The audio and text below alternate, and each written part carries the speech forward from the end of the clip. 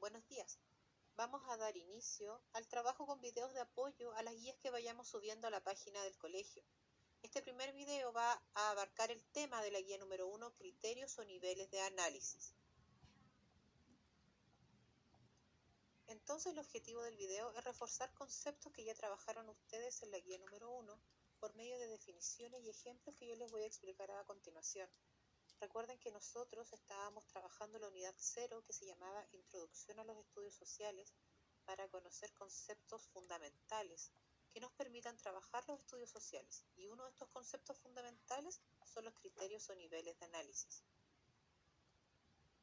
Para comenzar vamos a definir el ámbito de estudio y nos vamos a preguntar ¿qué son los criterios o niveles de análisis?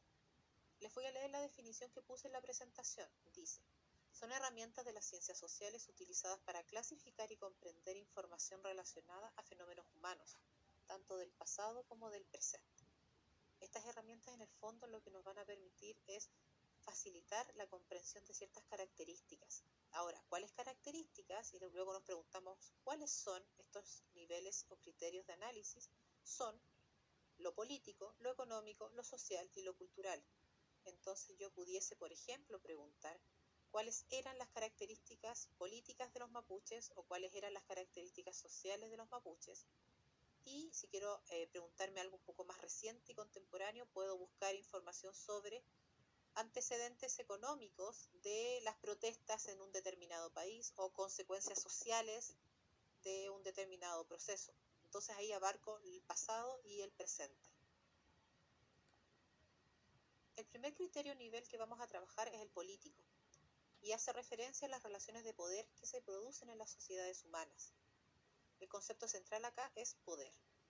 Involucra formas de gobierno como la monarquía, el modo en que se organiza, se legitima y ejercen el poder los seres humanos.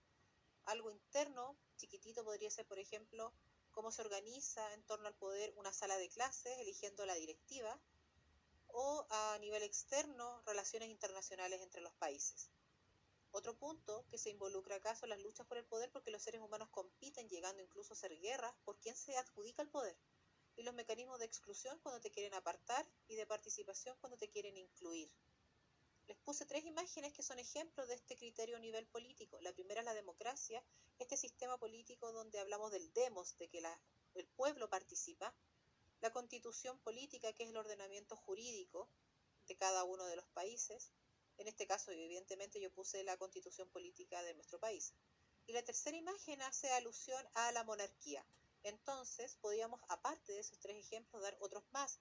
Las instituciones, las leyes, los líderes políticos, los gobernantes, todo lo que gira en torno a este concepto central de poder es relacionado al criterio o nivel político. El segundo criterio o nivel que vamos a trabajar es el económico. Cuando yo pregunto con qué lo relacionan, casi siempre me contestan que al dinero y al trabajo, y eso es correcto. Sin embargo, vamos a especificar que lo económico incluye las actividades humanas destinadas a la producción, circulación. En circulación vamos a entender intercambio y distribución, y consumo de bienes y servicios, y las relaciones que los seres humanos establecen entre sí para desarrollarlas, porque en la medida en que desarrollen esta capacidad de producción, intercambio y distribución, van a beneficiarse y van a poder subsistir. A mí me importa mucho que ustedes tengan claro la diferencia entre bienes y servicios. Los bienes son tangibles, son artefactos, son cosas. Por ejemplo, ropa, móvil, comida. En cambio, los servicios son intangibles, no se pueden tocar. Son ejemplos de servicios, la educación, la salud, el transporte. Pero yo también les podría decir que en la medida en que yo voy al mecánico para que repare mi auto, él está brindándome un servicio, ¿no es cierto?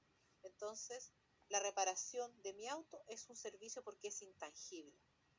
¿Qué otros ejemplos puse ahí en las imágenes? La agricultura, y al lado puse una industria de gas. El tercer criterio nivel que vamos a estudiar es el social. Este involucra las relaciones que se establecen dentro y entre los diversos grupos que existen en una sociedad. Los seres humanos necesitan de otros seres humanos y en ese sentido forman parte de grupos y por ende también de alguna sociedad. Supone conocer los grupos humanos que integran estas sociedades, qué funciones tienen, cómo se relacionan, cómo se integran y excluyen, la convivencia que se da entre ellos y las problemáticas que tienen. Y en este sentido vamos a entender que lo social también se relaciona con el entorno en el que crecen y se desarrollan las personas. Los ejemplos de este criterio que puse ahí son dos. El primero es una familia, porque esa es la unidad fundamental y básica de toda sociedad, la familia. Y la segunda imagen es una pirámide que muestra la jerarquización. En el fondo es el orden que se establece en una sociedad. En este caso habla de estamentos, pero también podría hablar, por ejemplo, de clases sociales. El criterio o nivel 4 es el cultural. Este involucra las representaciones simbólicas, la explicación, transformación e interpretación del mundo que hemos hecho los seres humanos desde tiempos remotos y que seguimos haciendo en la actualidad, porque nosotros hoy en día también tenemos cultura. La cultura involucra al mundo de las ideas, las creencias, la manera de entender el mundo, usos, costumbres, valores y principios. Es como nosotros nos explicamos todo lo que tenemos a nuestro alrededor y también cómo lo representamos. Los seres humanos tienen cultura. El concepto de cultura que vamos a utilizar va desde lo cotidiano, lo que hacemos a diario, también tiene que ver con la cultura, hasta las creaciones más complejas.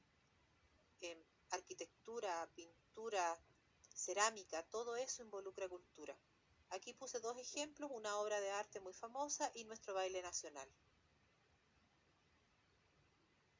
Para finalizar, nos vamos a preguntar qué es la cultura.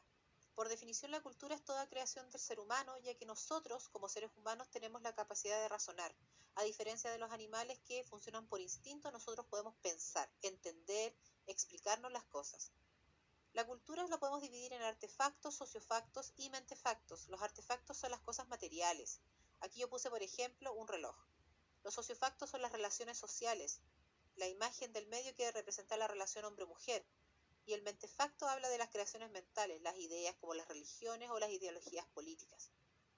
Es importante que tengamos claro que la cultura genera identidad y pertenencia. Nosotros pertenecemos a un grupo familiar que tiene cierta cultura, pero también pertenecemos a un país que tiene también cierta cultura y que diferencia de otros grupos humanos. Nosotros tenemos también que entender que las culturas permanecen mucho más estables en el tiempo. No son tan dinámicas. Hay cambios, sí, pero hay cosas que permanecen mucho más estables. ¿Qué conclusiones entonces podemos sacar de la guía número 1 y de este video de apoyo? Que los criterios o niveles de análisis nos facilitan la comprensión de los fenómenos humanos porque así podemos identificar características separadas unas de otras para poder entender mejor. Pero si bien nosotros las queremos separar, en la realidad, que es muy compleja y dinámica, puede ser que se vayan mezclando. Por ejemplo, hablar de características socioeconómicas de algún proceso o fenómeno. Además, como tercer punto que anoté ahí, tenemos que tener claro que la cultura tiene que ver con el contexto, es decir, el tiempo y el espacio, y con el grupo humano. Por ello, difieren las características culturales de los distintos grupos. Una familia puede tener ciertos intereses y prioridades y otras familias unos muy distintos, al igual que las naciones. Cada nación va a tener su característica cultural propia. Para finalizar, vamos a hablar de algunas consideraciones generales para el trabajo de las guías. Es importante que se desarrollen en forma individual y de forma completa. Además, si tienen consultas, me las pueden hacer llegar a ese correo que es el institucional, que es el mismo correo al que mandan los trabajos cuando ya los han terminado. Además, que si tienen problemas con el formato de las guías, yo les sugiero desarrollar las actividades en su cuaderno y mandar fotografías adjuntas de este desarrollo. Cualquier cosa, estamos en contacto. Espero que estén muy bien ustedes y sus familias. Hasta luego.